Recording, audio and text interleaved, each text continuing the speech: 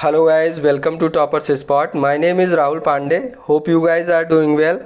Guys, आप लोगों के लिए आपकी जो पीईटी की परीक्षा होनी थी पिछले साल, वो फ़िलहाल के लिए नहीं हो पाई थी पैंडेमिक के कारण.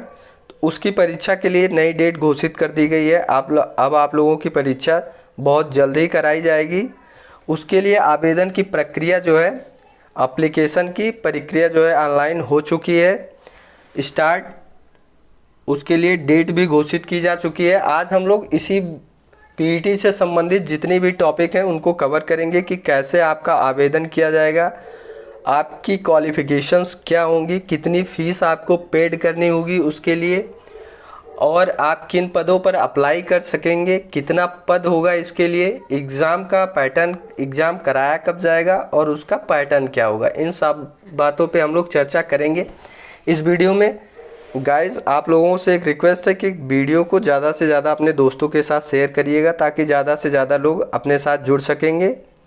ठीक है गाइज़, चलिए अब हम लोग बात करते हैं कि कितने पदों के लिए ये भर्ती होगी. तो गाइज़, सबसे पहले हम बात कर लें कि कितने पदों के लिए ये वैकेंसी आई है. तो आपका जो है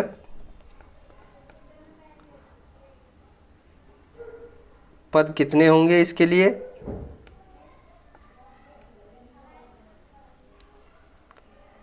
पदों की संख्या है लगभग 52,000 पदों पे वैकेंसी आई है. ठीक है, लगभग 52,000 पदों पे आपकी भर्ती कराई जाएगी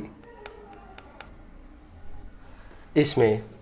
ठीक है गाइज, अब चलिए हम बात करते हैं आपका ऑनलाइन आवेदन कब प्रारंभ किया जाएगा. तो इसके लिए आपका आवेदन जो है आज से ही प्रारंभ किया जा चुका है. ये जो आप प्रॉस्पेक्टस देख रहे हैं ये आपकी ऑफिशियल वेबसाइट से ही ली गई है. ठीक है, UPSSC के. तो गाइज़, आप देख सकते हैं आज से आपका रजिस्ट्रेशन स्टार्ट हो चुका है. आप जाके रजिस्ट्रेशन कर सकते हैं. आज ही आप अपना फीस पे कर सकते हैं. पहले आपको रजिस्ट्रेशन करना होगा इसके लिए, उसके बाद आपको फॉर्म फिल करना होगा. उसका 4-5 स्टेप है, हम आपको बताएंगे आगे चल के इसी वीडियो में कैसे आपको फॉर्म फिल करना है और इसके लिए क्या क्वालिफ़िकेशन है, सारी बात करेंगे. ठीक है गाइज, और उसको जो सबमिट करने का टाइम है आपके फॉर्म का वो 21 जून दिया गया है. 21 जून को लास्ट डेट है. इन तीनों डेट को आप प्रॉपरली याद रखेंगे. ठीक है, और अगर आपके फॉर्म में कोई भी मिस्टेक हो जाती है तो आप वो 28 जून तक सही कर सकेंगे. इन फॉर्म भरने के बीच में ही, जब से आप रजिस्ट्रेशन कर सकते हैं तब से लेकर 28 जून तक आप अपने फीस में, अपने फॉर्म में कोई भी संशोधन कर सकेंगे. उसके लिए कुछ जो है रिस्ट्रिक्शन है, उसको छोड़ के, उन चीज़ों को छोड़ के आप बाकी चीज़ों पे कर सकेंगे. ठीक है गाइज, चलिए हम बात करेंगे कि किन किन चीज़ों पे रिस्ट्रिक्ट है जिस पे आप संशोधन नहीं कर पाएंगे. तो आप अपना रजिस्ट्रेशन मोबाइल नंबर नहीं चेंज कर पाएंगे, ईमेल नहीं चेंज कर पाएंगे और कैटेगरी, इन 3 चीज़ों को छोड़कर आप 28 जून तक कभी भी अपने फॉर्म के अंदर संशोधन कर सकेंगे. ठीक है, ये बिल्कुल फ्री ऑफ कॉस्ट होगा. अब हम बात करेंगे आपकी परीक्षा कैसे होगी और किन समूहों को इनमें शामिल किया जाएगा. तो समूह ग के लिए भर्ती है, ये देखिए साफ दिया गया है. इसके लिए जो है 20 नवंबर 2020 को ही सूचना जारी कर दी गई थी. समूह ग के समस्त पदों पर चयन किया जाएगा. इसकी जो परिधि दी गई है सेवा चयन आयोग के लिए. ठीक है गाइज, और जो आपका इसमें दिया गया है महत्वपूर्ण बात जो है वो ये है, सबसे महत्वपूर्ण बात, कि यह स्पष्ट किया जाता है कि द्विस्तरीय परीक्षा प्रणाली केवल भविष्य में विज्ञापित किए जाने वाले पदों के लिए मान्य होगी. आप साफ तौर पे देख सकते हैं कि जो भविष्य में आने वाली परीक्षाएं होंगी ये उन्हीं के लिए मान्य है जो पहले से घोषित परीक्षाएं हैं, जिनके लिए पहले विज्ञापन दिया जा चुका है. बहुत सारे बच्चे जानना चाह रहे थे कि जो लेखपाल की परीक्षा है वो इस पीईटी पे कराई जाएगी या नहीं कराई जाएगी. तो वो लोग निश्चिंत हो जाएं कि जिनका विज्ञापन पहले आ चुका है वह उसी के अनुसार कराया जाएगा. उनकी प्रक्रिया सेम रहेगी, वो चेंज नहीं होगी. ठीक है गाइज, अब आवेदन पे बात करें तो आवेदन जो है ऑनलाइन स्वीकार किया जाएगा आपका. ऑफलाइन आवेदन इसके लिए स्वीकार नहीं किया जाएगा। जितने भी पॉइंट हैं देख लीजिए, एकदम प्रॉपर तरीके से आपको बताया जा रहा है और सारी बातें डिस्कस की जा रही हैं प्रॉपरली। आप लोग एक भी पॉइंट मिस मत करिएगा, ठीक है। इसके लिए आप ऑफलाइन जो है फॉर्म नहीं जमा कर पाएंगे, इसके लिए आपको पहले ही सूचित किया जा चुका है, ठीक है गाइज। अब चलिए, ऑनलाइन आवेदन की जो है अवधि दी गई है, जिस पे हम पहले ही चर्चा कर चुके हैं। 25 मई आपकी आवेदन कराई जाएगी। द्विस्तरीय परीक्षा होगी, जिसमें प्रारंभिक परीक्षा होगी। प्रारंभिक परीक्षा में क्या होगा कि इसके जो है मार्क जो है ऐड नहीं किया जाएगा मुख्य परीक्षा में। मुख्य परीक्षा में इसके मार्क ऐड नहीं किए जाएंगे। मुख्य परीक्षा जो है वो जैसे आप इसमें पास करते हैं, ये देखिए आप, इसकी जो श्रेणी एक ही दिन में तो परीक्षा कराई नहीं जाएगी आयोग द्वारा, क्योंकि बच्चे बहुत सारे होंगे, इसीलिए परीक्षा जो है कई दिनों में कई चरणों में कराई जाएगी। तो उसी हिसाब से इसका नॉर्मलाइजेशन भी होगा। इस बात पे हम फोकस कर दे रहे हैं आपका कि इसमें नॉर्मलाइजेशन की प्रक्रिया अपनाई जाएगी। अब आप लोग जान नहीं रहे होंगे कि नॉर्मलाइजेशन में क्या होता है, तो ये बताने की हमें यहाँ पे आवश्यकता नहीं है। तो प्रारंभिक परीक्षा में जो भी मेरिट शॉर्टलिस्ट की जाएगी उसी के अनुसार आप मुख्य परीक्षा में बैठ सकेंगे। और जो लोग पीईटी में भाग नहीं ले रहे हैं या नहीं लेंगे, वो लोग मुख्य परीक्षा के लिए पात्र नहीं कराए जाएंगे। और मुख्य परीक्षा जो है आपकी दी गई है कि किन किन समूहों के लिए होगी, तो खा से लेके गा तक के लिए होगी। अभी हम बताएंगे इसको ग्रेड पे कि किस ग्रेड पे से लेके किस ग्रेड पे तक के बच्चे जो हैं इसमें लिए जाएंगे, ठीक है गाइज। अब ये देखिए, समूह गा की और गा की सारी इन्फॉर्मेशन आपको दी जा रही है। यहाँ पे देख सकते हैं आप कि ये समूह खा से जो निम्न है और समूह गा की सीधी पदों के लिए संबंध में ये भर्ती है, जिसमें समस्त समूह गा के बच्चे जो है शामिल किए जाएंगे। और उनका ग्रेड पे क्या होगा, तो आपका जो शासनादेश जारी किया गया है उसमें ग्रेड पे जो है आपका वो 1900 से लेके, ये देखिए 1900 ग्रेड पे से लेकर और आपका 1900 से लेके 4600 रुपये के ग्रेड पे तक के बीच में जितनी भी पद आते हैं वो सारे इसमें शामिल किए जाएंगे। हमने बात की थी ना, लगभग 52,000 पदों पे भर्ती होनी है। तो वो डिफरेंट जैसे लेखपाल है, बीडीओ है, सचिवालय है, सचिवालय की भी वैकेंसियाँ इसमें शामिल की गई हैं गाइज, ठीक है। पहले ही बता दिया गया है कि समूह खा के निम्न और समूह गा के जो है जितने भी पद हैं वो इसमें शामिल किए जाएंगे। तो ग्रेड पे आपका 1900 से लेके 4600 तक इसमें शामिल किया गया है, ठीक है गाइज। अब हम बात करेंगे क्वालिफ़िकेशंस की, क्या क्या क्वालिफ़िकेशन चाहिए। तो इसके लिए आपको हाई स्कूल या उसके इक्वल कोई परीक्षा जो है वो आप पास हो चुके हों। कब? अभी तक, ठीक है, अभी तक। उसके लिए आप 1 जुलाई तक आप पास हो चुके हों 10th या उसके समकक्ष कोई भी परीक्षा, वो लोग इसमें फॉर्म भर सकेंगे। और जैसे उनकी मेरिट आएगी उसके हिसाब से, हालांकि उन लोगों को इसमें शामिल नहीं किया जाएगा, क्योंकि जो भी परीक्षा पीईटी में पास करेगा उसको आगे चल के फिर मान लीजिए आपकी लेखपाल की भर्ती है, जितनी भी वैकेंसियाँ आएंगी वो लोग अपने हिसाब से इस बात को तय करेंगे। उनकी नियमावली के अनुसार ही फिर आगे की वैकेंसी कवर कराई जाएगी। ऐसा नहीं है कि आप 10th के हैं तो फिर आगे चल के आप लेखपाल की, बीडीओ की, सब में एलिजिबल होंगे। सारी वैकेंसियों के लिए आप एलिजिबल नहीं होंगे। जिस समूह, फिर उसके बाद अगर लेखपाल की भर्ती वैकेंसी आती है तो उसके लिए जो वो एलिजिबिलिटी रखते हैं उस क्राइटेरिया में आपको जाना पड़ेगा, तभी आप आगे जा पाएंगे, ठीक है गाइस। होप ये बात आपको समझ में आ चुकी होगी, ठीक। चलिए अब बात करेंगे कि आयु सीमा। तो इसके लिए जो एज रखी गई है आपकी 18 वर्ष से लेकर 40 वर्ष तक। 1 जुलाई तक आप ये देखिए, जन्म 1 जुलाई 1981 से पूर्व तथा 30 जून 2003 तक जितने लोगों का जन्म है वो लोग फॉर्म भर सकेंगे। तो 18 से लेकर 40 वर्षों तक के बच्चे जो है इसमें शामिल किए जाएंगे और उनका जो आरक्षण के अनुसार उनको छूट दी जाएगी। ठीक है गाइस, स्पोर्ट्स कोटा के लिए और ये देखिए सबके लिए छूट दी गई है। खिलाड़ियों के लिए 5 साल के लिए है, सैनिकों के लिए 3 साल के लिए है और जो विकलांगजन हैं उनके लिए 15 साल की छूट दी गई है। आरक्षण जितने भी हैं वो सब दिए जाएंगे, लेकिन मान लीजिए आप कई चीज़ों में आरक्षण पा रहे हैं तो जिसमें सबसे ज़्यादा आपको आरक्षण प्राप्त होगा वही चीज़ आपकी मान्य होगी, दोहरा आरक्षण आपको प्राप्त नहीं होगा। ये बात आप लोगों को पता होगा।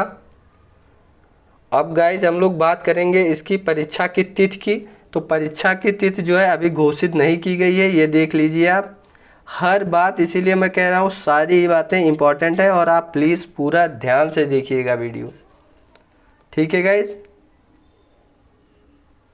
तो परीक्षा की तिथि अभी घोषित नहीं की गई है, वो जैसे ही घोषित की जाएगी आप वेबसाइट पे जाके देख सकते हैं UPSSC के। अगर आप नहीं जा पाते हैं तो भी हम आपको सूचित करेंगे, बस आप लोग हमारे साथ में बने रहिए। और ये देखिए आपका जो प्रारंभिक अर्हता परीक्षा में प्रतिभाग कर स्कोर होगा, परीक्षा परिणाम वो आयोग की वेबसाइट पर अपलोड किए जाने की तिथि से, जब आपका परिणाम आ जाता है परीक्षा का रिज़ल्ट आने के बाद में आपका जो स्कोर है वो 1 साल के लिए वैलिड होगा। 1 साल तक ये वैलिड होगा। 1 साल के बीच में जितनी भी परीक्षाएं आएंगी उसमें आप मुख्य परीक्षा दे पाएंगे। ठीक है गाइज, अब कैसे आवेदन करना है इस बात पे हम थोड़ी सी चर्चा कर लेते हैं। ये देखिए 5 चरणों में आपका आवेदन किया जाएगा, जिसमें आप पहले अपना रजिस्ट्रेशन करिए, फिर आपका फ़ोटो तथा हस्ताक्षर जो है अपलोड किया जाएगा। गाइज ये फॉर्म जो है हम पूरा फिल करके बताएंगे आपको क्या क्या फ़ोटो के साथ में क्या चाहिए, कैसी फ़ोटो लगेगी। 3.5 × 4.5 की फ़ोटो लगेगी। ठीक है, JPG फॉर्मेट में लगेगी। कैसे आपको फ़ोटो खींचना है ये सारी चीज़ें हम आगे डिस्कस करेंगे। फॉर्म का शेष विवरण आगे हम लोग देंगे। तो ये फिर फ़ोटो, फिर शेष फॉर्म भरेंगे आप, फिर फीस पेमेंट करके अपने फॉर्म का प्रिंट आउट लेना बहुत ही ज़रूरी है आगे की प्रक्रिया के लिए। ठीक है, ये आप जाके यहाँ पे भर सकते हैं, वही दिया गया है आपका आवेदन की प्रक्रिया। ये कैंडिडेट रजिस्ट्रेशन वगैरह आपका दिया गया है, आप जाके इसे देख लीजिए। डिक्लेरेशन दिया गया है। ये देखिए आपकी अब फीस, तो अनारक्षित के लिए कितनी है, 160 रुपये दी गई है। ऑनलाइन प्रक्रिया शुल्क आपका 25 रुपये दिया गया है। टोटल आपकी 185 रुपये। पिछड़ा वर्ग का भी 185 है। अनुसूचित जाति का 95 है। अनुसूचित जनजाति का 95 है और विकलांगों हेतु 25 रुपये है। ठीक है गाइज, तो विकलांगों के लिए बहुत ही कम फीस दी गई है और जो कि बहुत ही ज़रूरी भी है। आपकी इतनी ही फीस है, फीस आपको पता चल गई होगी। अब हम बात करेंगे कि आपकी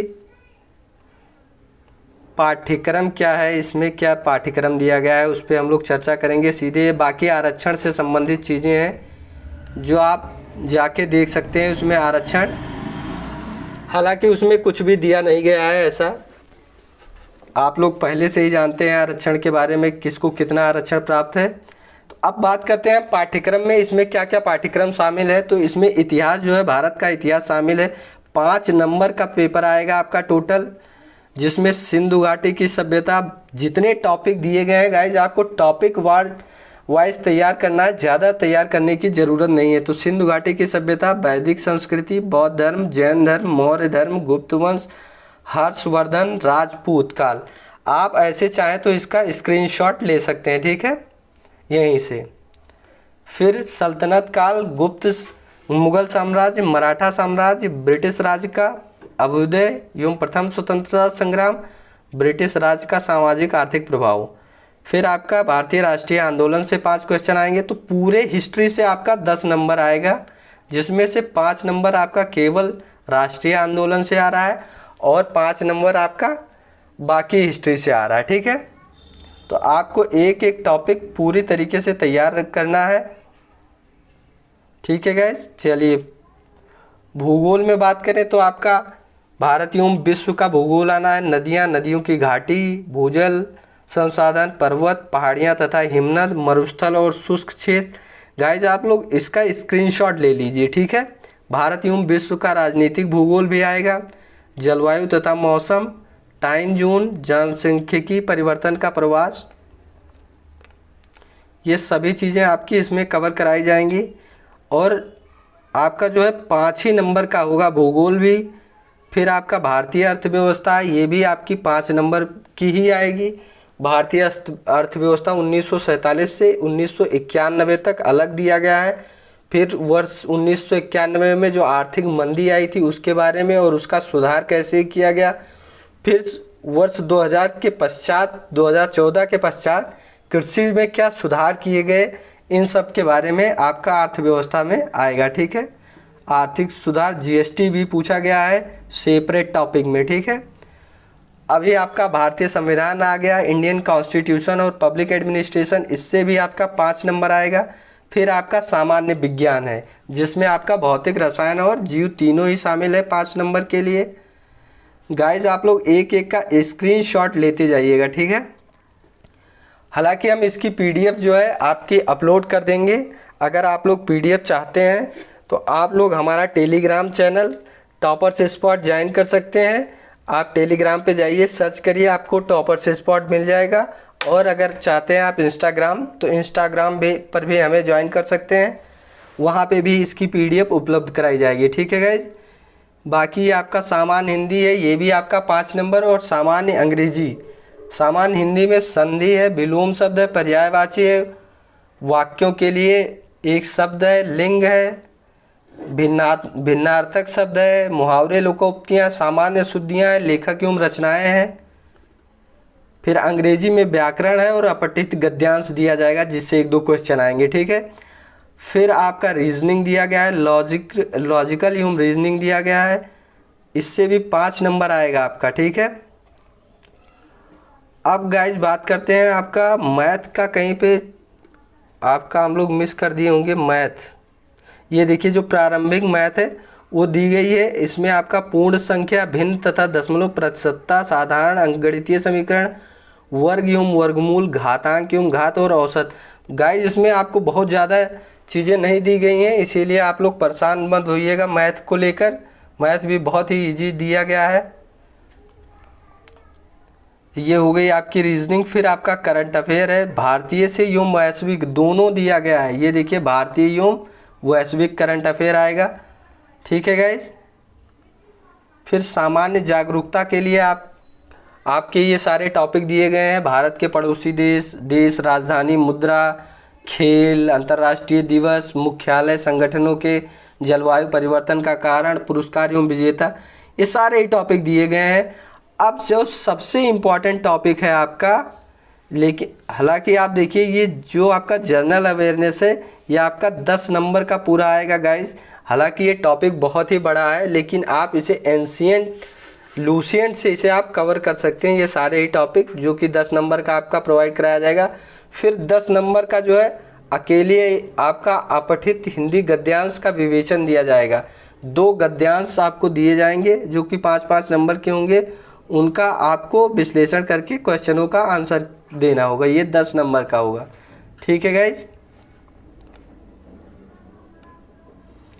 अब बात करेंगे आपका 10 नंबर का ग्राफ आएगा और तालिका आएगी। ठीक है, तो हम लोगों ने सारी चीज़ें इसमें कवर कर ली कि आपकी परीक्षा जो है कैसे कराई जाएगी, कितने नंबर की आपकी परीक्षा होगी।